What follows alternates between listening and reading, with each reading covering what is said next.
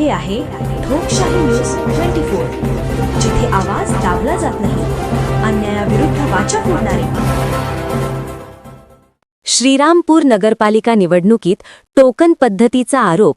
विजयी उमेदवारांनी मतदारांकडे पाठ फिरवली.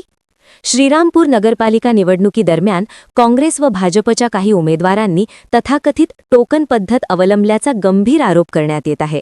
या पद्धतीत मतदारांना मतदानासाठी आधी पैसे देणे व निवडून आल्यानंतर पुन्हा पैसे देण्याचे आश्वासन दिले जाते.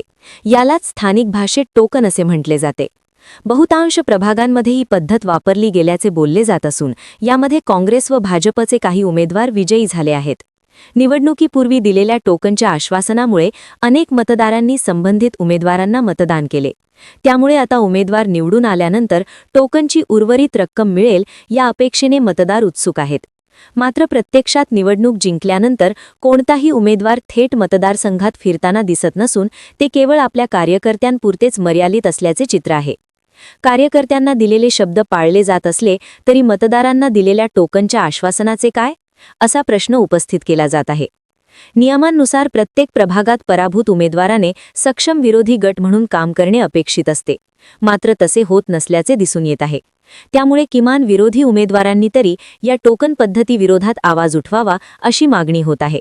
टोकनची रक्कम प्रति मतदार ठराविक असते, त्यामुळे अनेक मतदार संभ्रमात आहेत की ही रक्कम मिळणार की उमेदवारांकडून फसवणूक होणार, असे मत निलेश भालेराव यांनी व्यक्त केले आहे.